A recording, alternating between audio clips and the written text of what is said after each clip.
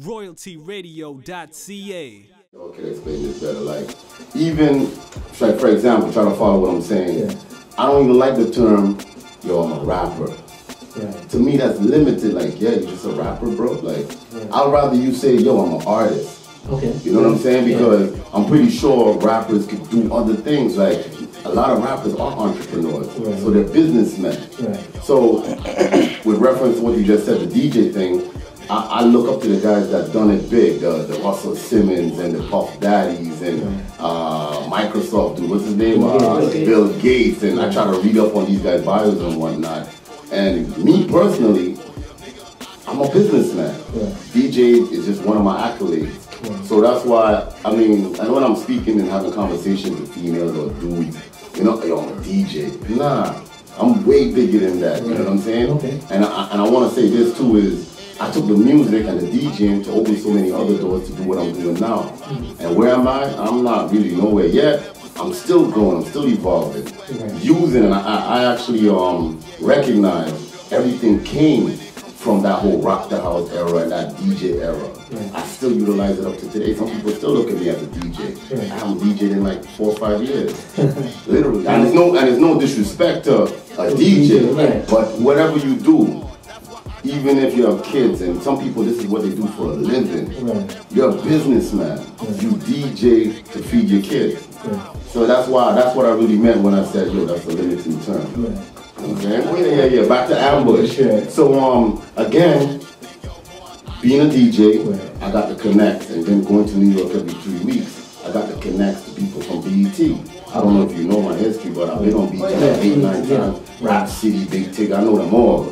So, in having those connections, I'm in the studio, I'm in Miami, I got the links to go to the BET Awards because I know dudes. I'm like, dog, if you want to come out, I'll give you my pass. It's some ghetto shit. You know? Like, they'll take off their pass, hand it to me, and then I'll put it on my neck, and then I'll go in and I'll take it off, hand it to my dude. It's some ghetto shit for real, but they're very tight on security down there. Very tight. Like, I went to LA one time, didn't even get in because even Obama couldn't even get in. It's that tight of security. You have to have a green pass, then to pass over here, you have to have an orange pass, then to go through the next door, you have to have a brown. It's crazy. Because, you know, for security reasons and whatnot. But anyway, long story short, me being around all these artists and the rappers, and I'm networking, I'm shaking hands, and they used to call me Canada. Forget Rock Dog. Hey, yo, Canada, what's up, man? Yo, Canada.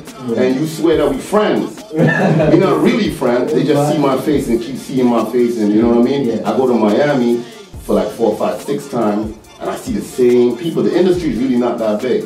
Even here, in the States, the industry is still not that big because you keep seeing the same faces, the same models, the same rappers, the same PR, the same managers. And then you become like a little family. You know what I'm saying? Again, they can see me from afar. Hey, yo, Canada, what up, what up? You know what I mean? And then I just use that. And like, yo, boom, I'm in their trailers. I'm sitting down with Lil Wayne and them with security, of course, smoking their weed. And then Rocco is over here, Chris Brown is over there. And then I was like, yo, boom, let me start my own DVD to put on Canadian artists. But because it's distributed in the States, I have the American artists. And then when you look at the DVD, you'll always see the American artist's face. That's just because it's distributed over there. But then, when you look at it, because to sell it, that is, it's all packaging, right? But then when you look at it, you'll see Lil Wayne, Jay-Z, and then a Toronto person, all from Canada. Because I had some people from Montreal and whatnot.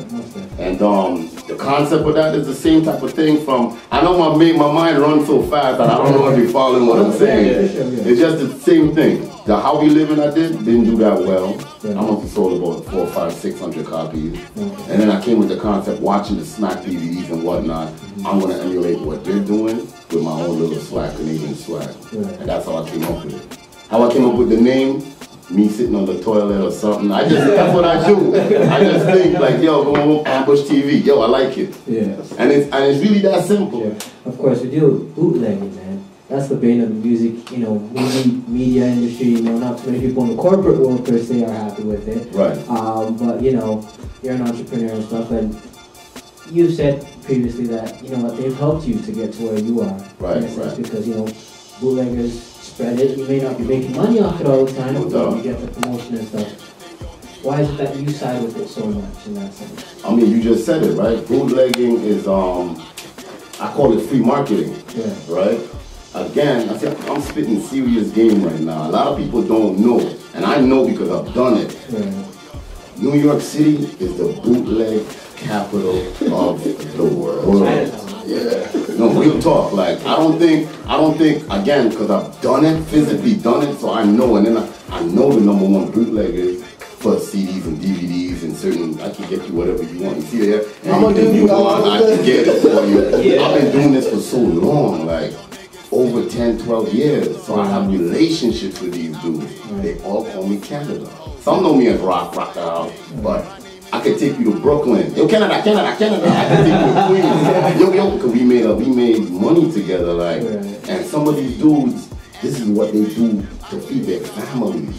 So when you have to pay bills, some of them look real good, by the way. Some of them pushing. I wouldn't doubt that. You know what I'm saying? They buy houses, they send their money back. The Africans, the Chinese. So my point is this: because people take it so seriously over there, they make money to feed their kids. It's a full-time job. So, when I used to do my mixed CDs, I'll tell you, which is not a big deal. I don't know the listenership or whatever. People don't know. I used to press up 10,000 copies and get rid of it. Which, do the math, even if I make $1, you know what I'm saying? And forget the money, the market of the marketing, because that 10,000 CDs, and I'm not even over exaggerating, will turn into like over 1 million CDs. Because one guy, and DVDs, who's buying 500 off of me, when it's done and I'm going back to Canada, he's bootlegging it. You know what I'm saying? And then people from all over the world, because New York City is a tourist city, people from all over the world will fly into New York, buy what they need, wholesale, because a lot of people own bodegas and bootleg stores. So they fly into New York, buy it up, and then they go back. I had an 800 number.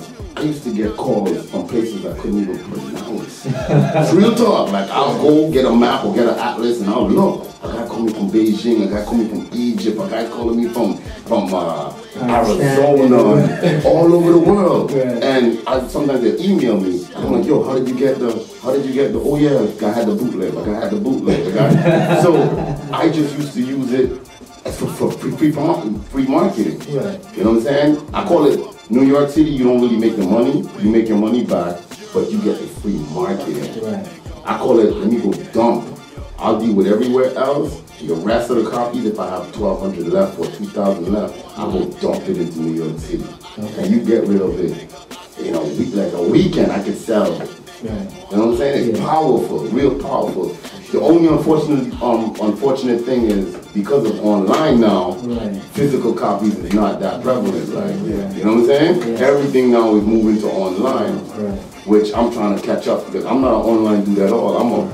I'm a concrete dude. I'm only now really trying to get my shit together, and then I get people to do things for me too. I'm actually now trying to learn this whole online thing, the Twitters and the Facebooks and email and tracks, and you know what I'm saying? But again, this is 9, 8, 10 years ago. I always go to the studios. I had a couple artists under my belt. There's a couple guys you hear on radio right now that I had something to do with it. I was always that guy behind the scenes. And this whole thing with Ambush TV, I got a chance to meet a lot of these guys, interview them, sit down with them. And I just realized the majority of them, I'm not knocking, shout out to everybody doing their thing. A lot of them, they're not serious, man. Like, it's in business sense. They're not serious. They want me to run them down and knock on their door to say, yo, could I give you some exposure? You know what I'm saying? And then a lot of them, we talking real talk right here. A lot of them owe me. A lot of them, yo, Rock, I don't have no money. And because you know it's all about advertising, right? You want a video, I charge you. You want to put a commercial, I'll charge you. A lot of these guys, I did them so many favors. I was like, nah, don't worry about the money. When it comes out, cop 2 boxes wholesale, get it up to your people, and then that's how the whole thing will grow. And then it came out, and a lot of them ducking and running, and you know what I'm saying? They see me out in the clubs, then they duck. I already see them. they ducking, oh shit, they rock. You know what I'm saying? So, and I'm laughing. I'm like, man, look at this dude. And there's numerous. I don't want to call no names. numerous of these guys. Or maybe they just take the kindness for weakness, I don't know what it is. But in my head, I'm like, you know what, man? And then certain people, I invest, not to talk like if I'm some investor or whatever, but took certain guys to the studio, paid for their studio time, they're on the radio, bring contracts, nobody wants to sign, everybody's scared, they think they can do it on their own. I just got tired of that. I'm like, you know what? I got swag, I can rap. I'm not a rapper, but I can rap. I'm gonna go to the studio, lay down a couple of things, put it out there, and just to see what's up. I'm not gonna invest in none of these guys anymore. I'm just gonna invest in myself. And that's the progress, that's what I'm doing right now. I ain't really got mad songs. I got songs that's coming. So far I put out a couple of things. I got the store downtown and I play it for the customers that come in. People wanna buy it on the spot. They're like, yo, what's this? Yo, Rock, that's you? Yo, give me that. I'm like, nah, it's not for sale, man. So I'm just watching, I'm just testing the market, and I'm getting that a lot. So I'm like, yo, what the We Make the World Turn, I just did that as a joke, like just for my people around me. Played it, people liked it. I'm like, you know what? Let me shoot a video. Shot the video, Much Vibe is playing it now, Much Music is playing now, which is alright. And that's Ambush Team that shot that video too. We did that. And again, people's watching it and they're like, yo, let me get that. So I'm like, yo, maybe I'm onto something. And you know, I know a lot of people know who I am. Again, this is just another hustle. I'm selling the brand. Another thing to add, you know, to the accolades. Yeah, boom, I'm doing the music. So I need to say this because it's in my head, I'm gonna forget. For me, it's about the music, but it's not about the music, but it is about the music. You understand what I'm saying? Because it's just so many other things that you know what I'm saying? So I'm using the music just to open doors. That's basically it. And I'm not, and I need to say this too, I'm not waiting for nobody to put me on. I'm gonna put myself on. Real talk, like I'm gonna do my own shows. I hire 1 or 2 dudes, boom, pay them, it's cool. Open for them, I might open for them. You know what I'm saying? But I'm gonna collect that money at the front door. RoyaltyRadio.ca